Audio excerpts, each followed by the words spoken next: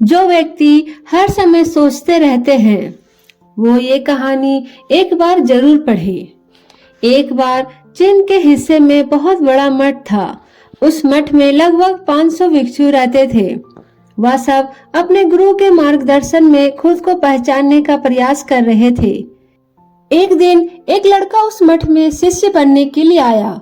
उसे गुरु से मुलाकात की और गुरु से कहा, मैं खुद जानना चाहता हूँ, मैं सच की तलाश कर रहा हूँ और मैं जानना चाहता हूँ कि सच क्या होता है। गुरु ने उस लड़के के तरफ देखा और कहा कि तुम सच जानना चाहते हो तो तुम्हें अपना पूरा जीवन दांव पर लगाना होगा और फिर भी यह नहीं कहा जा सकता कि इस जीवन कला में तुम सच का पता लगा सकते हो या नहीं। गुरु ने कहा कि क्या तुम इसके लिए तैयार हो? यह सुनकर उस शिष्य ने कहा कि गुरुजी, मैं यहाँ पीछे मुड़ने के लिए नहीं आया हूँ, मैं इसके लिए तैयार हूँ। तो गुरु ने कहा, अगर ऐसा है तो एक काम करो, इस मठ में 500 भिक्षु हैं, तुम उनके लिए चावल कुटने का काम करो। तुम सुबह से लेकर शाम तक चावल कुटने का काम करते रहो और जब तुम थक जाओ तो तुम सोने चले जाओ और फिर उठकर तुम चावल कुटने का काम शुरू कर दो। इस तरह तुम हर सुबह बस यही काम करते रहो। इसके अलावा कुछ और काम मत करना और ना ही किसी और चीज के बारे में सोचना।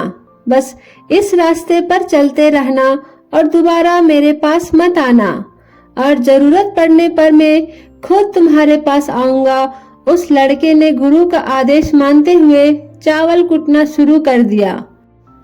उस मठ में 500 भिक्षु थे तो इसलिए उन्हें भोजन की आवश्यकता पड़ती थी और वह लड़का इसलिए सुबह जल्दी उठकर चावल कुटना शुरू कर देता था और देर रात तक चावल कुटता रहता था और फिर थक कर उसी कमरे में सो जाता था जहां वह चावल कुटता था और वह किसी से बात नहीं करता था और न ही कोई उसके पास बात करने आता था। चावल कुटते हुए उसके मन में पुराने विचार आते थे, लेकिन जब उसे कोई नया विषय नहीं मिला तो वह विचार धीरे धीरे खत्म होने लगा। वह अपना नाम तक भूल गया। वह हमेशा चुप रहता था और किसी से बात भी नहीं करता था और विचारहीन अवस्था में चावल कुटता रहता था। उसने ना ही कभी ध्यान लगाया था और ना ही कोई शास्त्र पढ़ा था।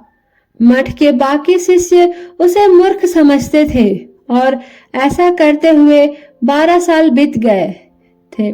12 साल बाद एक दिन गुरु ने घोषणा की, मुझे अपना उत्तराधिकारी चुनना है। अब मेरा आखिरी समय आ गया है। जो मेरे बाद इस मठ का उत्तराधिकारी होगा, इसलिए मेरा कोई भी शिष्य जिसे लगता है कि उसे आत्मज्ञान हो गया है और उसने खुद को जान लिया है, तो आज रात मेरे दरवाजे के पास आकर इस दीवार पर कुछ पंक्तियां लिखे जिसमें उसकी जिंदगी का सारा अनुभव समाया हो। कई शिष्यों ने इसके बारे में सोचा और मठ के एक मुख्य शिष्य ने वहां जाकर कुछ पंक्तियां लिखी। उसे बौद्ध ग्रंथों का बहुत ज्ञान था, तो सभी शिष्यों को लगता था कि अगला उत्तराधिकारी बन सकता। उसने लिखा था कि मन एक दर्पण की तरह है, जिस विचारों और इच्छाओं की धूल जमा हो जाती है, इस धूल को हटाने के लिए ही ध्यान है, और जो इस ध्यान से धूल हटा लेता है उसका मन का दर्पण साफ हो जाता है, वह मोक्ष को पा लेता है। अगली सुबह जब गुरुजी उठे, उन्होंने इन पंक्तियों को देखा और यह देखा उन्हें बहुत गुस्सा आया और उन्होंने कहा, किस बेवकूफ ने यह सब कचरा मेरी दीवार पर लिखा है। वह शिष्य जिसने यह लिखा वह चुप रहा, हालांकि उसने तो पंक्तियां लिखी थी। वह ज्ञान से भरी थी, लेकिन यह सब किताबी ज्ञान था। वह शिष्य बहुत चालाक था। उसने पंक्तियां लिखी, लेकिन उसने अपने हस्ताक्षर नहीं किए, क्योंकि वह खुद इस बात से निश्चित नहीं था कि लिखा वह सही है या नहीं, क्योंकि उसे आत्म साक्षात्कार नहीं हुआ था। और गुरु ने इन पंक्तियों को खारिज कर दिया। यह देखकर सब हैरान रह गए और पूरे मठ में यह घटना विषय का चर्चा बन गई। इस विषय करते हुए 2 शिष्य वहां से गुजरे जहां वह एक शिष्य चावल कुटता था। वहां 12 साल पहले इस मठ में आया था। उन दोनों शिष्य की चर्चा सुनकर वह धीरे से हंस पड़ा।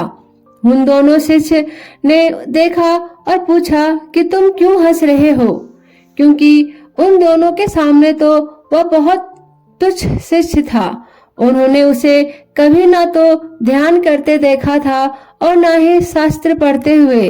हर कोई उसे मूर्ख समझता था, क्योंकि उसे बस चावल कुटना आता था और उस मठ में बहुत बड़े बड़े विद्वान थे, लेकिन उसे उस मठ में किसी से कोई मतलब नहीं था।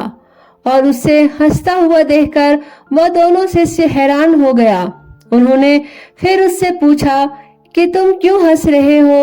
वह दोनों में इसलिए हंसा क्योंकि गुरुजी सही कह रहे हैं, यह सब पंक्तियां कचरा है, इन पंक्तियों का कोई मूल्य नहीं है। और वह दोनों से चौंक गए। उन्होंने उससे पूछा कि तुम ऐसी पंक्तियां लिख सकते हो जो उनसे बेहतर हो। उसने कहा, नहीं, क्योंकि मैं तो अनपढ़ हूँ, पर हाँ, मैं बोल सकता हूँ। अगर तुम चाहो तो उन पंक्तियों को लिख सकते हो, तो मैं तुम्हारे साथ जाने को तैयार हूँ। उन दोनों शिष्यों ने कहा, ठीक। वह दोनों उस और चावल कुटने वाला गुरु के कमरे पास चले गए और चावल वाले ने कुछ पंक्तियां बोली और दूसरे शिष्य ने उन पंक्तियों को दीवार पर लिख दिया और पंक्तियों के नीचे लिख दिया, चावल कुटने वाला। उन्हें लगा गुरुजी उस पर भी गुस्सा करेंगे, लेकिन वह पंक्तियां बहुत अद्भुत थी।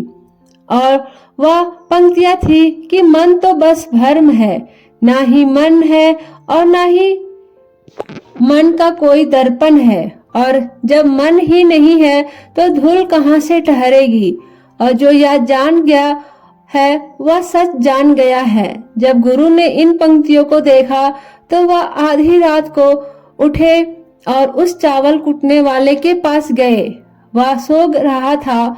गुरु ने उसे जगाया। ये लो मेरी छड़ी और मेरे वस्त्र, ले लो, आज से तुम मेरा उत्तराधिकारी हो। लेकिन अभी इस मठ को छोड़कर दूर चले जाओ, क्योंकि इस मठ में बहुत सारे विद्वान हैं जो खुद को तुमसे श्रेष्ठ मानते हैं।